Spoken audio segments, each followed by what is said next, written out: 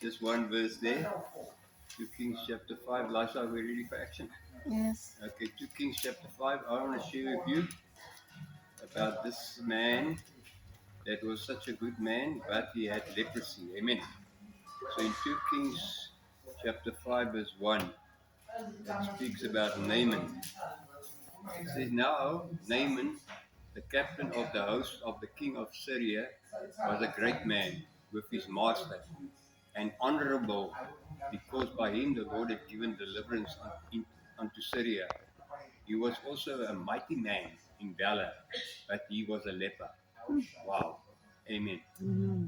So here's a story of a man that's so many good things in his life, but he had this one negative thing which he had, which was leprosy. Amen. You know, leprosy is like a cancer. It works inside your body and it starts eating you up almost. Your lips fall off and your ears fall off, and eventually you look like a zombie almost. It's a terrible disease. Amen.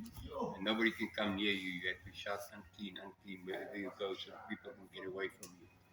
It was a terrible life. It attacks your nervous system so you can't feel anything.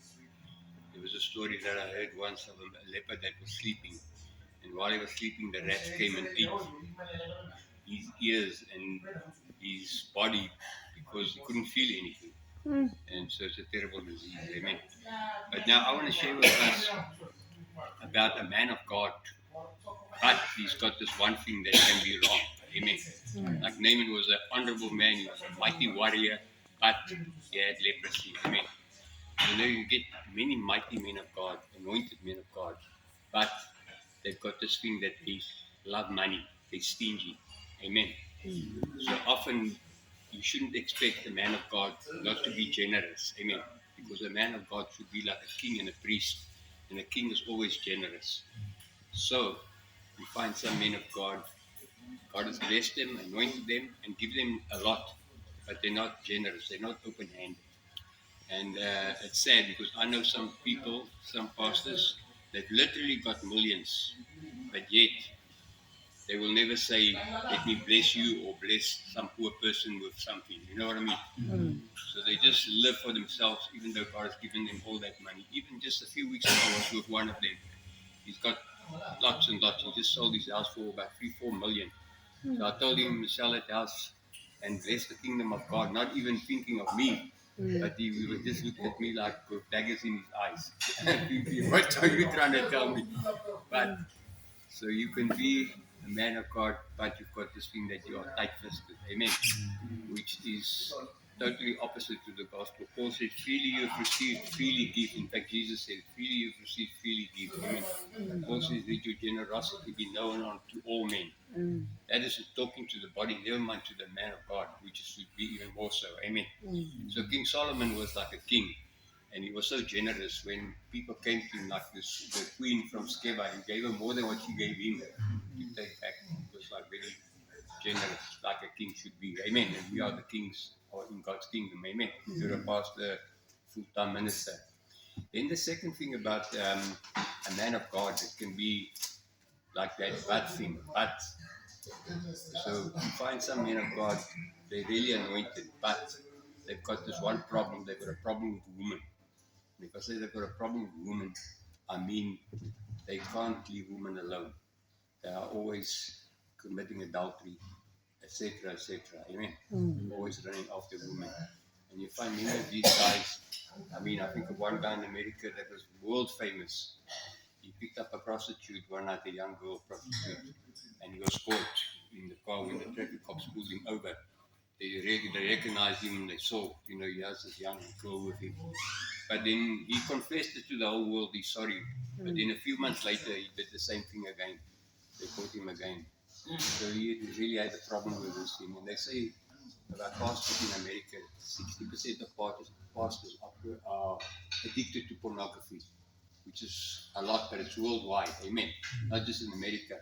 So it's a thing we all have to fight. We all know the flesh wants to take over, and we have to get the flesh under the control of the Holy Spirit. Amen. Amen. And I don't condemn anybody because I know in my own life it's something I have to fight all the time as myself, and every Christian for that matter, but especially a pastor that's anointed. be with above reproach. Amen. Like, for example, in the Bible, you find many men had the same problem. Like Solomon, can you imagine? Solomon had 1,000 wives, 1,000 wives, 700 wives, 300 concubines that were like wives as well. God warned him not to take the heathen women for his wives, but he took them and they turned him to their gods. Amen. He took his heart away from God. And you find Samson, that was a Nazarite, almost like a priest. And Samson had this problem with women. He had one woman and then the other woman, and they all messed his life up. Amen. And they sold him to the Philistines, the one wife. And she got a reward for it. Amen. And so you read about Joseph in the Bible. When he was tempted, he ran away. Amen. So sometimes you have to just run away into a man of God and you get tempted. Amen. Remember, this one preacher told us that a celebration thing one time. He was in a lift in some hotel when he was having some meeting somewhere. And there was a young lady that was with him in the lift. And as they went up to the floor where he was staying in the hotel, the young lady said to him, "You can come with me. I'm an escort, I can give you some services." He said that's why these days whenever he travels, he always travels with somebody else, with another guy, or otherwise he takes his wife with him, just to prevent that temptation, because the power of sin is in its secrecy. So if you can do things in the secret, you will do it. If you know nobody's going to find out. So it's good to have somebody with you. That's what Jesus said. Go preach the gospel 2 by 2. Amen. So that one is quite a heavy one, and you find many men of God in the world today that are struggling with lust. Amen. And we have to fight that one. Amen. And then the next one is anger. You can be a mighty man of God, but you've got the problem of anger. Amen. Amen. You get angry, you get into road rage. Amen. Amen. And the Bible says anger resides in the bosom of a fool. So if you're a wise man, you shouldn't be having anger. And the Bible says, be angry but sin not. So we have to control our anger. Jesus got angry when he turned the temple upside down, but it was like a righteous anger, like a zeal for God's glory that he got angry. But we find Moses in the Bible. When God told Moses the first time, God told Moses that he had to heat the rock for the water to come out. But the second time when they needed water, God told Moses, speak to the rock. But Moses was so cross with the Israelites that he hit the rock. He hit the rock twice. And because of that, he wasn't allowed to go into the promised land. Amen. So we need to control our anger, because anger can bring us into big trouble. And I know a few guys that are, I would say, men of God, but they've got this like an anger problem. Amen. And only the Holy Spirit can help us to overcome anger and to walk in love. Amen. Amen. The opposite of anger is actually love. And the Bible says, be angry but sin not. So it's important for us to be walking in love. Hallelujah. So praise God. Then we carry on. So the first thing was money. The second thing was lust. The third thing was anger, and the fourth one is pride. Amen. You get some men of God, they're anointed, and God has blessed them with so much power and prosperity that they become proud. And in the Bible we read about King Saul, that when God anointed him, he was head and shoulders above everybody else.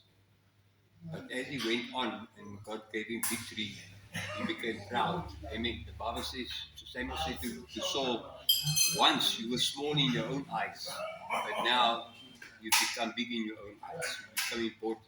Amen. And that was basically his downfall. Amen.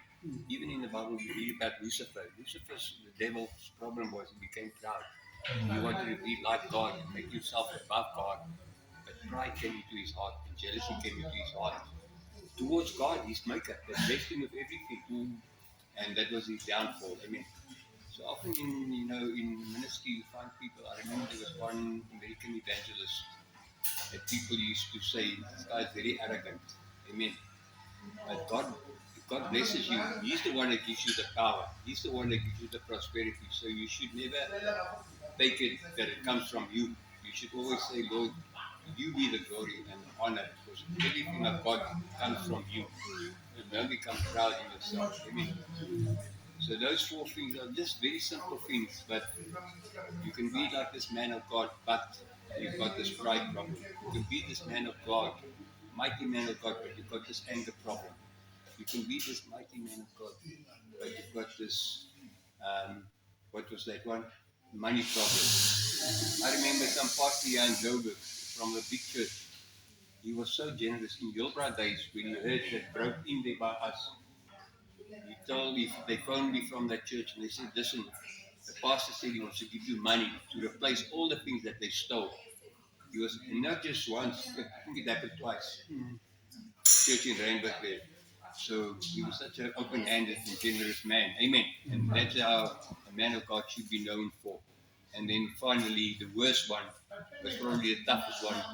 You can be a man of God, but you've got a problem of lust. And you're running after the girls all the time. So this other evangelist in closing was here in Joburg, a very well-known guy, was very, very powerful. But he got involved with his secretary. He had a relationship with his secretary. And he committed adultery with her. He was married, everything. And then he died in a car accident. He had a car accident with him and the secretary in the car. Can you believe it?